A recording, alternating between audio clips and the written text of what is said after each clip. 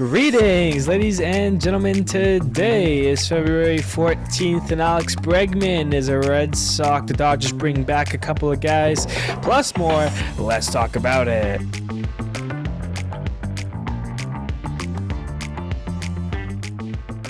Hello, everybody. My name is Steven. This is the middle of the order. How are we doing today, ladies and gentlemen? Valentine's Day. Happy Valentine's Day to you all.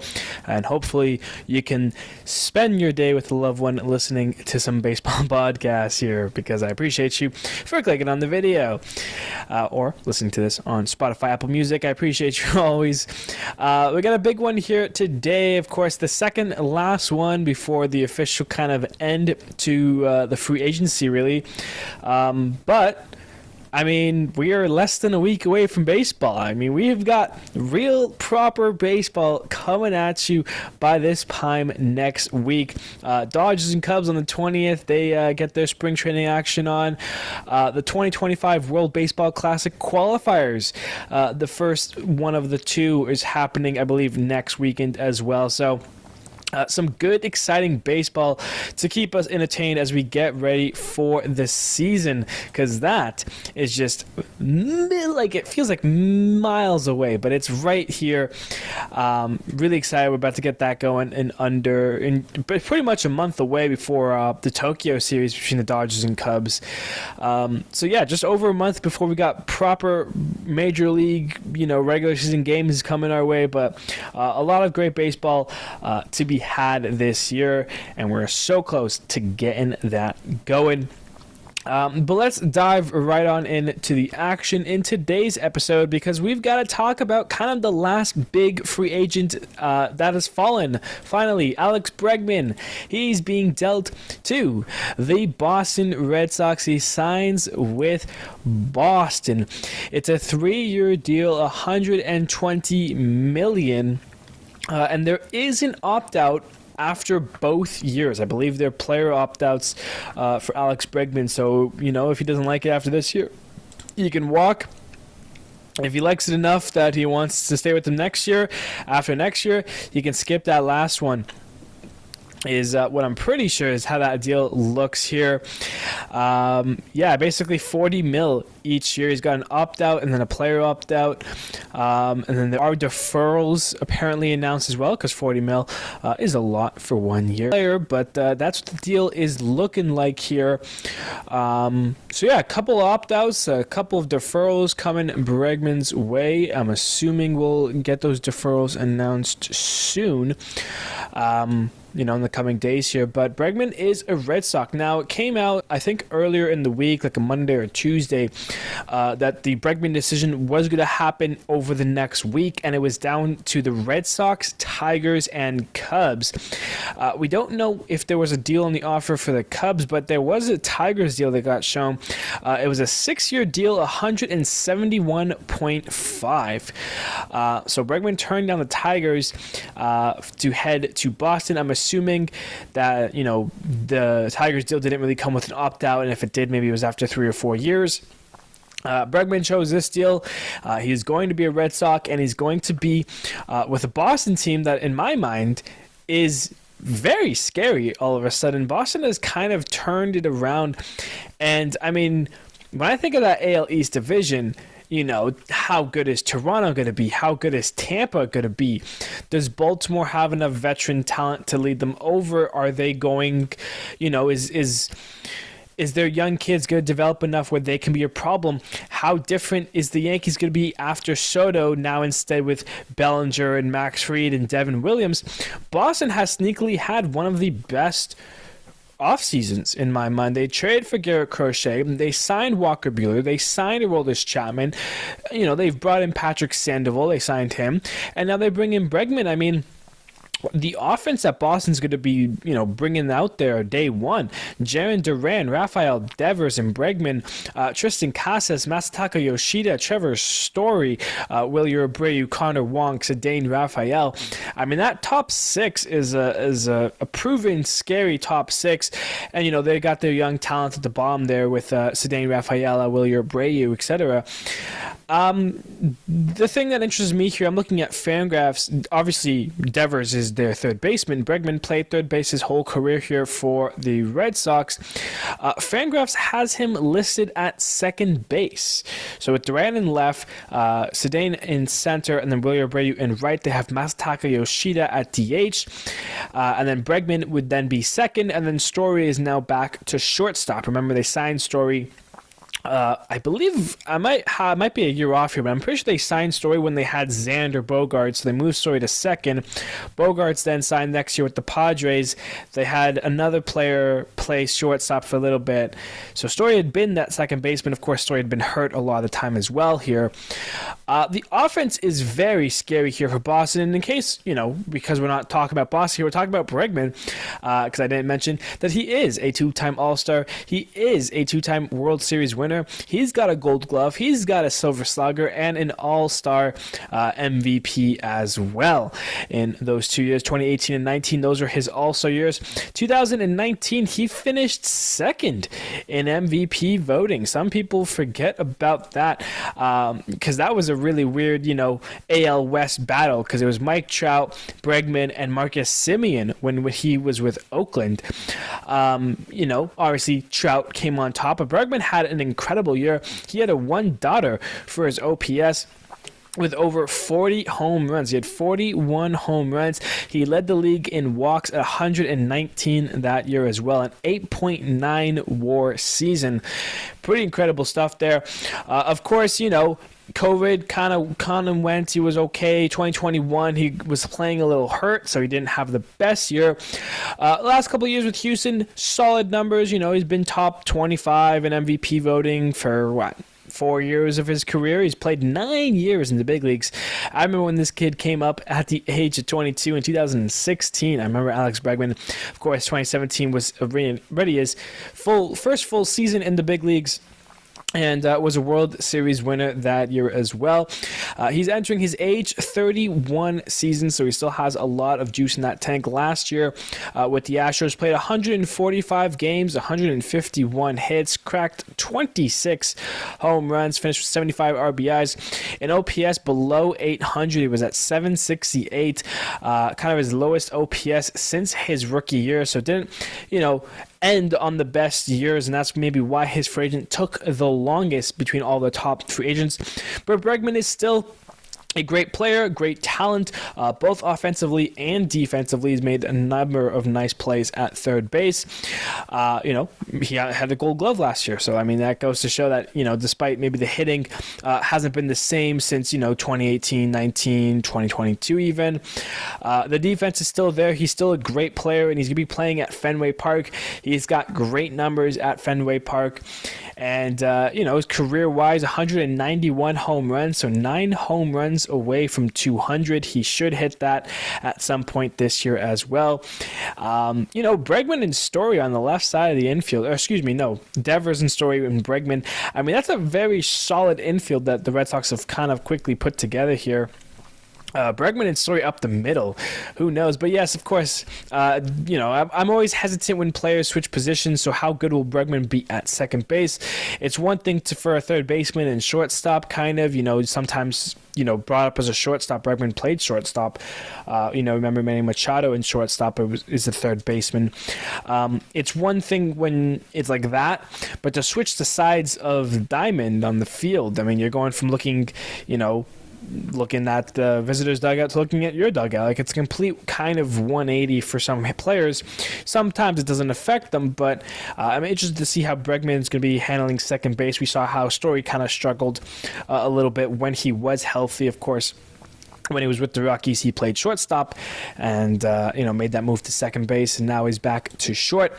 So Alex Bregman is a Boston Red Sox. That AL East division is going to be crazy, and it's going to come down to which players are performing, who's at the top of their game, who has the most players at the top of their game, and those divisional games, Yankees versus Red Sox versus Orioles, Orioles versus Blue Jays, Yankees, whatever you want to match them up with.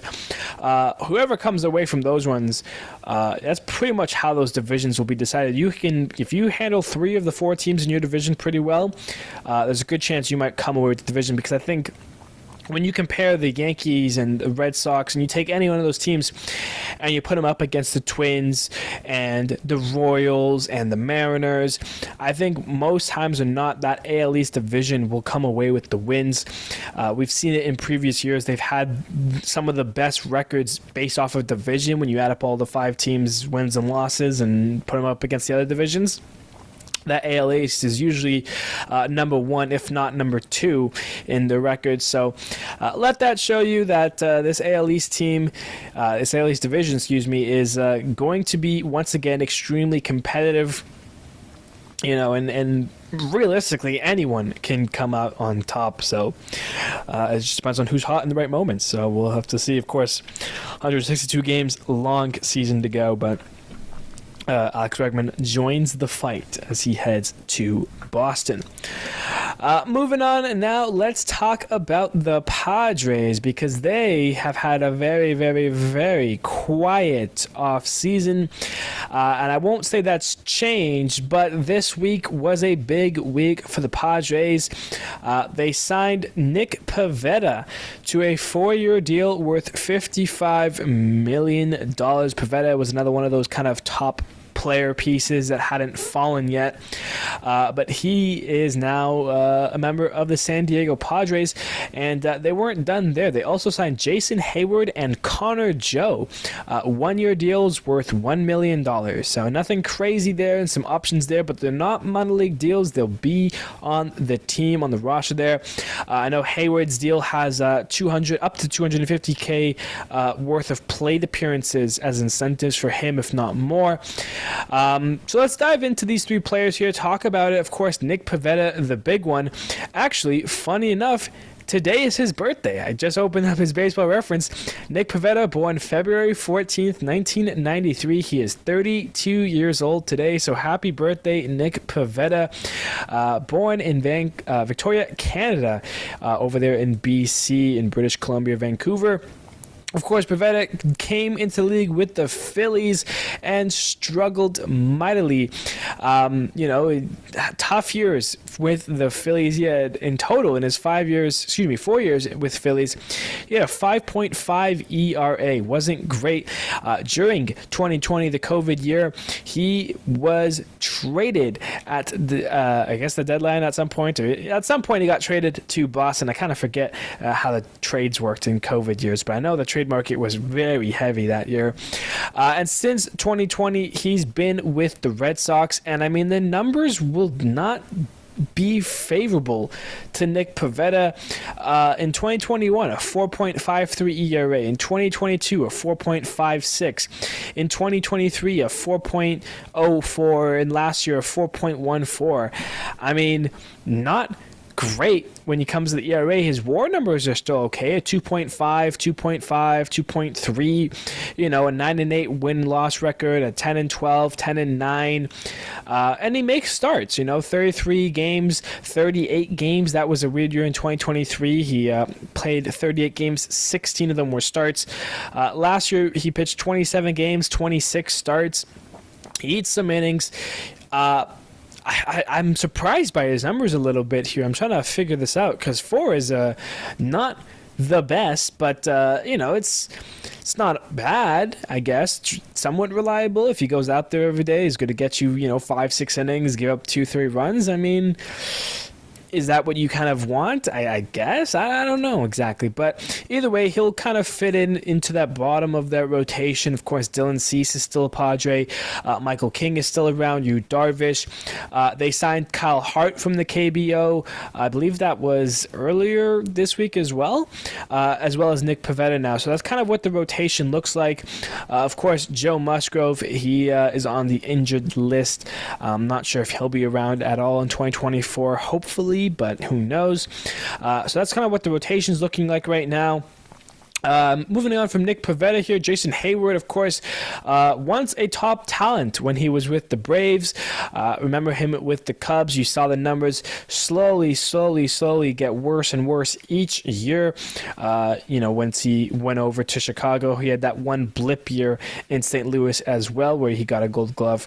A top defender and a top hitter at the time. He finished second in Rookie of the Year voting all the way back in 2010 at the age of 20.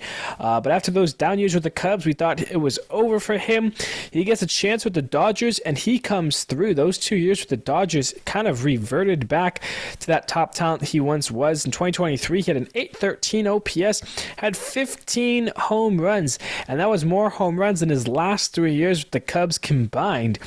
And last year, struggled a little bit with the Dodgers, got traded to the Astros and was good for the Astros in the small sample size he got. He played 24 games. He had 12 hits, 756 OPS, and had 4 home runs there with the Astros. So he now makes his way to his 6th team, and pretty much all in the NL. We know what kind of player he once is, a 5 times Gold Glove winner. He was on that Cubs team in 2016 when they won the World Series. He's got an All-Star in his books as well. That was his rookie year in 2010. So a solid player regardless, but what kind of contribution will he make there with the Padres? And then lastly, Connor Joe, of course. This is a guy who, got a chance with the Giants in 2019. He then opted out of the COVID year, did not play in 2020, found himself on the Rockies for 2 years, and the last 2 years he's been with the Pirates, and he's been making a nice impact into the game. The last 2 years of the Pirates, he's got 20 home runs, a 726 OPS, a 238 batting average. He's got just under 200 hits, 185 hits in 88 plate appearances, and 777 at-bats there. So some angel numbers littered through his time with the Pirates, and he makes his way to his 4th team in the Padres. So, right now, Fangraphs has Hayward listed as the left fielder, and then Connor Joe listed as the first base / outfielder on the bench. Currently, of course, center and right field is locked up. Tatis and Jackson Merrill kind of mandating those positions here. And, if they end up trading Luis Arias, Jay Cronenworth could move to first, or he could stay at second. You put Connor Joe at first. Padres will have some options, but it's that extra left field corner that's open right now. So Hayward's listed there. Connor Joe could be there. We saw Aguirre Rosario, who, got a chance or 2 last year, so he might be around. Tyler Wade is still there, and he's listed as an infielder, outfielder, so who knows what that's going to bring. Padres are an interesting team, of course. They're going to be challenging the Dodgers for the division, and while doing so, they have Arizona and maybe San Francisco even in the rearview mirror. So, can little brother kind of beat big brother? We saw it happen once. It almost happened last year as well, of course, but now the Dodgers are locked and loaded with plenty of talent. So what exactly does that mean for the Padres? It means it's going to be an uphill climb. Pivetta maybe will help out. Maybe he will struggle. Hayward, Connor Joe, same thing. Either way, it was finally nice to see the Padres get into the mix and make some moves happen, because they know their fans wanted it and they know they needed it. So good to bring over a couple players and kind of cement that lineup, and we'll see kind of what Tatis has in 2025, because that's going to be a big part in the Padres' success.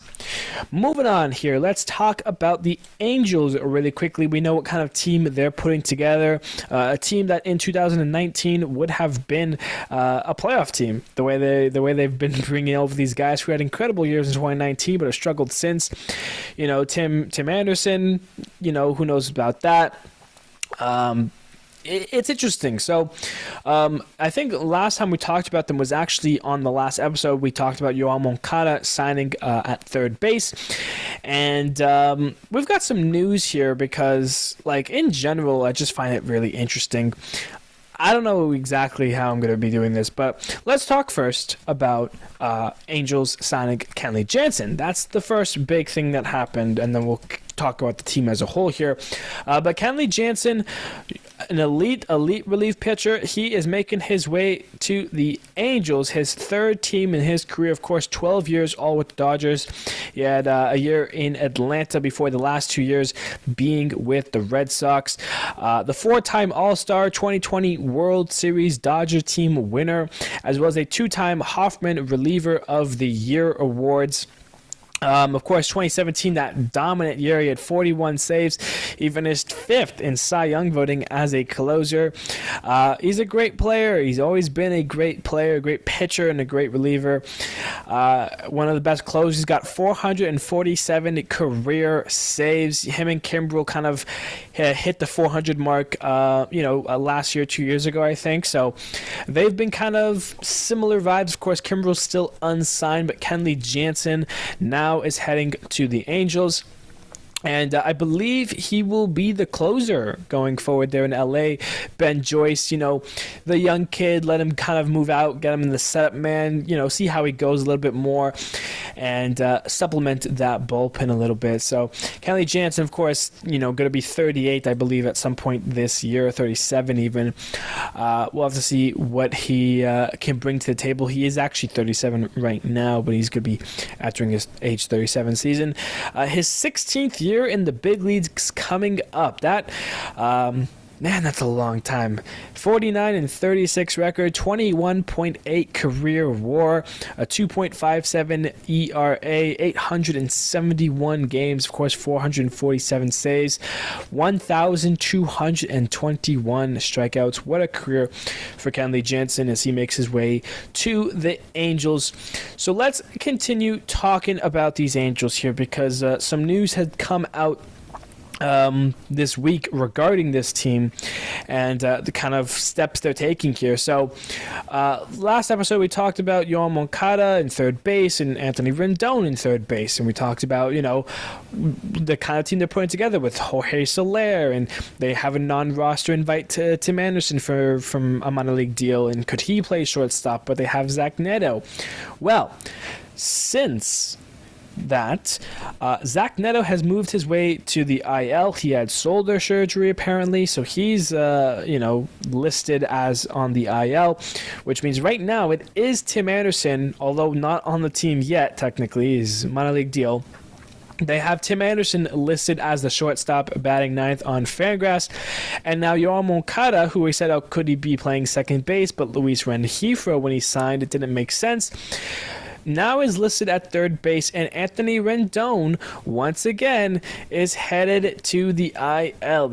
We don't even have our first spring training game, and we have our first kind of injury to talk about in 2025. Anthony Rendon apparently received hip surgery and will be out, quote, a long amount of time. What exactly does that mean? Well, I'll tell you what it means. It means Anthony Rendon and this Angels stint,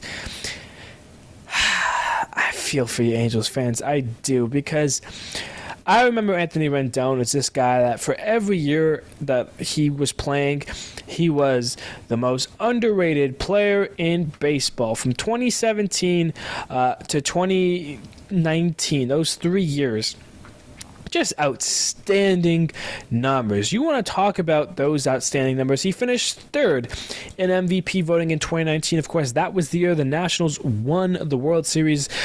He was with Washington. He won a Silver Slugger. He was an All-Star.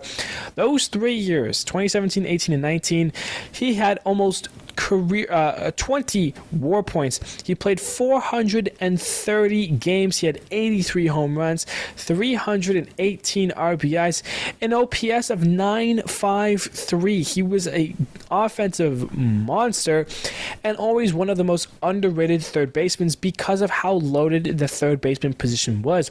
We were talking about Manny Machado with Baltimore and Nolan Arenado with the Rockies. Matt Chapman was just coming up with Oakland and kind of making a name for himself. There was just so many great third basemen. Of course, this was also when Donaldson was a Blue Jay, kind of coming back and kind of ending off his MVP years.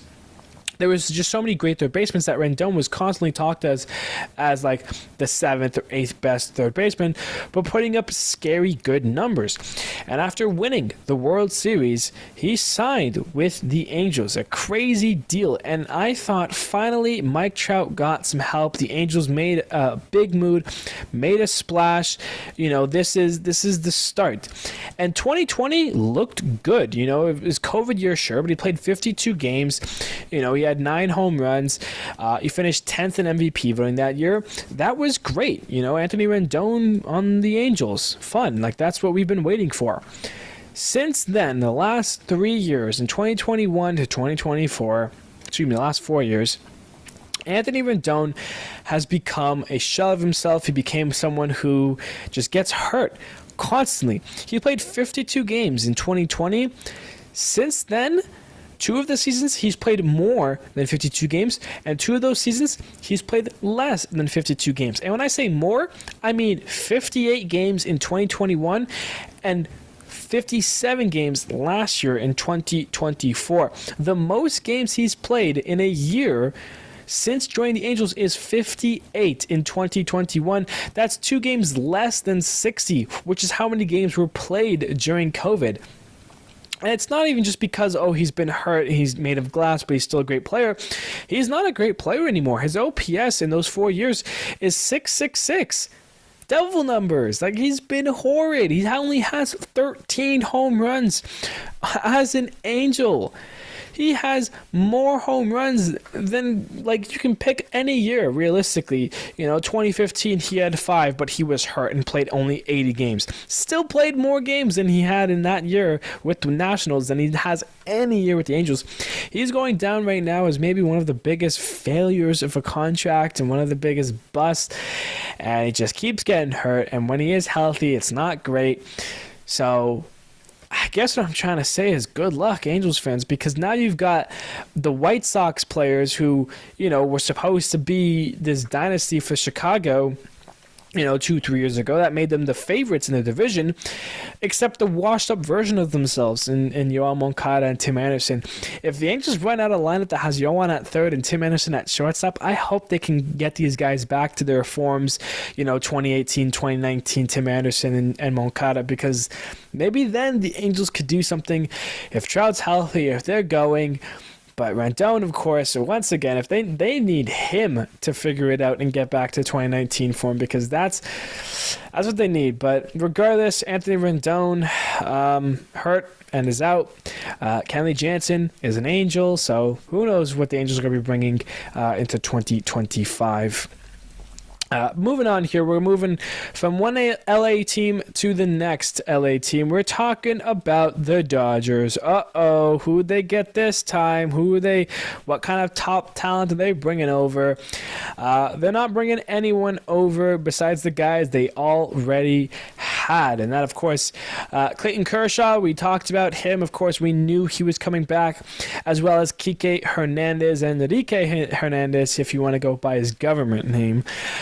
Is joining back once again. So, the Dodgers have had the best free agency. When we talk about, if we talk about next episode, top teams in free agency, whatever we want to do here, they had plenty of guys who were free agents. Teoscar Hernandez, Jack Flaherty, Blake Trinan, Hernandez, Kershaw, Buehler, Joe Kelly even. And they went out, they start shopping around, they go and bring in Michael Conforto, they bring in Hyun-Sung Kim from the KBO, they sign Blake Snell, they bring in Roki Sasaki, they bring in Tanner Scott, they bring in Kirby Yates. They're just bringing and bringing and bringing, and then when they look at the free agents, they hold on to Teoscar Hernandez, they keep Blake Trinan, they bring back now Kike Hernandez and Clayton Kershaw. The only 2 players that they've lost were Jack Flaherty, who signed with the Tigers, and Walker Buehler, who signed with the Red Sox. And you look at that bullpen, Tanner Scott and Kirby Yates, you got Blake Trinan still, you still got Michael Kopech, you still have Alex Vesia, Anthony Banda, Michael Grove, Dustin May, on top of the other amounts of relief pitchers they have, like Brewstar. So Joe Kelly, who's still a free agent, could sign back, but do you even need Joe Kelly? Because the Dodgers are locked and loaded. They're ready to go. We know that they're going to go. And, just good luck, NL West teams. Good luck, NL teams. Good luck, baseball, because it's going to be a tough year, I think, if you're facing the Dodgers. Both Kershaw and Hernandez were one-year deals. Kershaw, $7.5 million. Kike Hernandez, $6.5 million. 1-year deals there. Of course, Kershaw will most likely start the year on the IL, 60-day IL, if I were to assume. But he will definitely get a chance to pitch in 2025. And who knows? Like Kershaw, I'm throwing in the mix there with like Verlander on the Giants and Scherzer on the Blue Jays. Like these three pitchers, the dominant pitchers of our time. You want to talk and look at, Justin Verlander's Baseball Reference and Max Scherzer and kind of the players they've been 100%. But, I mean, they're all very similar because they're all getting close to their 35s to 40s. I know Justin Verlander's already past that. Kershaw is going to be 37 soon. He's an MVP, a Triple Crown winner, 3-time Cy Young, 10-time All-Star, 2020 World Series winner, 5-time ERA title, and a Gold Glove to boot, in case you were curious. I mean, his Baseball Reference is just absolutely beautiful. He was an All-Star in 2023 still. He had 2.46 ERA. So even if he's not fully healthy, which he really hasn't been since 2019, I guess. Like since COVID, he made 10 starts there. 2021, he made 22. 2022, he made 22. 2023, 24. And those 2022 and 23 were his All-Star years. Last year, only made 7, a 4.5 ERA, but like numbers will still dictate that he is one of the best. 4.5 ERA in 7 starts. You have to go all the way back to 2008 when he was a rookie making his first year in the big leagues.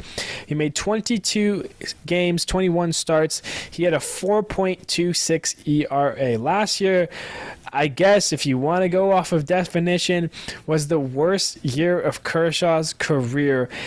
And he only made 7 starts. He pitched 30 innings. He only gave up 2 home runs. And it was his only season in his career where he finished with negative WAR, negative 0.3, which affects his career because instead of having a 76.8 career WAR, he has a 76.5 right now. He's amazing, and I'm hoping him, Scherzer, Verlander have, incredible years. I hope they can finish their careers on the high. Who knows if this is the last season for these three? Who knows what the world has out for them? But regardless, Kershaw is back with the Dodgers, and Kike Hernandez is as well, of course. Big-time Dodger from 2015 all the way to 2020. He goes to Boston for a couple years. Last year, in 2023, Dodgers trade back for Kike Hernandez and was with them for the end of 2023 and 2024. He's a guy who, loves the fans. The fans love him. He's a great clubhouse guy. He's not going to be, the starter or anything, but he's a great backup, great utility guy, can play anywhere. He's a guy that you want to have. He's a 2-time World Series winner with the Dodgers 2020 and 2024. So he's a guy that you want to have with you at all times. So Hernandez is back, and he is ready to go for the Dodgers. Moving on now, let's talk about a couple of fun one-year deals that happened this week. These are one-year deals. These are guys who will be on the rosters, the Major League rosters. These aren't minor league deals. So let's get going here. Cal Quantrill is signing with the Marlins. It's a one-year deal worth $3.5 million. I'm pretty sure this is the first money that the Marlins have spent this free agency. Of course, Cal Quantrill, he's a Canadian kid. He's been with the Padres. He's been with the Guardians for most of his career. And, of course, last year he was with the Rockies. And, I mean, considering he was with the Rockies, a 4.98 ERA isn't awful, I don't think. He spent the whole career there, his whole time he was healthy, 29 starts made. He had an 8-11 record, 1.6 WAR. The walk number is a little high at 69, one of the highest in baseball, and only 148 innings. So, I mean, I feel like he could have been a lot better, and I think I think the Marlins realize that, so they're going to take a chance on him. Of course, Miami's not going to be a top team next year either, but maybe moving from Chorus and then Lone Depot, maybe Kawancho will have a better year, 1 year, 3.5. You never know. And if worse comes to, if the best case scenario for the Marlins, he's amazing, and you get to trade him at the deadline and get a couple of prospects back. So good stuff there from Miami. Tyler Alexander is signing a 1 year deal, $1 million with the Brewers. Alexander, of course, I remember him with Detroit, where he had a couple of nice seasons. 2021 was decent for him, kind of mixing it up with some games started, some games in relief. And no team does that better than Tampa, which is where he was last year, where he was okay. He played 23 games. He made 9 starts, a 5.1 ERA, so not great, but could be a decent lefty. And I mean, it gives the Brewers some options there of whether they want to start him or use him out of the bullpen. And, I think he's going to be there to eat up some innings. That's kind of what he's been doing. He ate up 107 from the Rays last year, so decent stuff there for Alexander as he heads to the Brewers. Moving on, Michael A. Taylor is signing a 1 year deal with the White Sox for $1.95 million. He was on that Nationals team in 2019, so he is a World Series winner. He's also got a Gold Glove to boot. He got that when he was with the Royals in 2021. That was his first year away from the Nationals. He spent the first 7 years of his career with Washington. Last 2 of them with the Royals. Then he went to the Twins for a season, and then last year was with the Pirates. So this will be his 5th team. He's going back to the AL Central, where he had some success with Kansas City, where he was decent with the Twins. Last year with the Pirates was a tough year. Played 113 games, 52 hits. He had 5 home runs, a 5.43 OPS. Pretty much a non-factor when it came to the bat. Still is a decent defender out there in center field. And for the White Sox case, it doesn't hurt. Of course, you have Luis Robert Jr., so I assume he moves over to, left field. If I was Chicago, I believe. Let's see what Fangraphs has. Fangraphs has him as a bench option right now. They have Andrew Benintendi, Luis Robert, and Mike Tauchman in the outfield, which I do kind of agree with. So Michael A. Taylor, more of a bench bat and, defensive replacement in the outfield maybe for Benintendi or for Tauchman, depending on how they want to take it. But either way, Michael A. Taylor is a White Sox.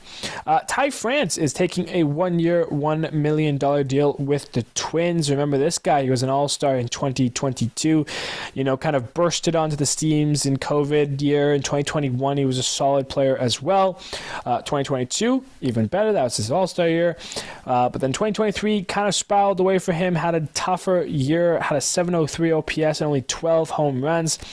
And then last year, he was decent with Seattle, had, some tough numbers. 8 home runs, a 662 OPS, wasn't great. He gets dealt to the Reds where he wasn't much better, a 683 OPS. He had 5 home runs and pretty much the same amount of games, 30 less games, but still not great. As a whole, as 2024, he had 13 home runs, a 670 OPS, and 140 games played. So not great from Ty France, not the player he once was when in early 2020s here. But what can the Twins milk out of him? I'm guessing he would be the bench option. I don't think he's going to be starting. They brought back, not brought back, but they have Jose Miranda. They have Eduardo Julian, who was playing second base, Brooks Lee, their young kid as well. So more of a bench back there for Ty France, but you never know what he's going to be able to bring to the table. So that's that for the Twins. And the last 1 year deal here is with Kendall Graveman and the Diamondbacks. He's signing a 1 year, $1.35 million deal, up to $3.3 million with incentives if he pitches well for the Diamondbacks. Of course, Kendall Graveman has had some nice numbers in his career. He's been great with Oakland I would say not great with Oakland. He was really good with Seattle in 2021. He got traded to Houston, where he was pretty good as well. Signed a 1-year deal with the White Sox, or 2-year deal, I believe. He's been pretty solid, really, since leaving Oakland, I guess, since the beginning of the 2020s, with Seattle, Houston, Chicago here, and as well as the Astros. Did not pitch last year. So in the last 4 years, he's pitched from 2020 to 2023. He's 14-14, 197 games played, and a 3 ERA, 4.2 WAR, 24 saves, 208 strikeouts. So really solid numbers there. Did not pitch in 2024. I forget what the reason was, and I don't know it off the top of my head. Maybe he was hurt. Either way, did not play. He was in the Astros organization because they traded for him in 2023, and then doesn't do anything since then. But I think he might have been hurt, or just the Astros didn't use him. But regardless, he's with Arizona. He'll be coming out of their bullpen, and I kind of like that move for Arizona. I kind of like Kendall Bregman as a whole, so good stuff there for him. And who knows what's going to happen there. All right, let's kind of end it up here. We're talking about a couple of fun minor league deals that I saw. Trey Mancini signed a minor league deal with the Diamondbacks. Good for him. I'm hoping he has a fun year with Arizona. I hope he can make the team and get back to playing baseball. It's a great story for him. Oscar Mercado, I remember him with the Guardians. He signs a minor league deal with the Phillies. Brandon Jury's a minor league deal with the White Sox, as well as Joey Gallo. How much fun could that be? Joey Gallo popping off some home runs in the south side of Chicago with Brandon Jury. Heading up to Chicago, the Cubs. Nicky Lopez is on a minor league deal there. And the last fun one I got was Nick Anderson with the Cardinals. I love Nick Anderson. I remember him with the Rays being so dominant.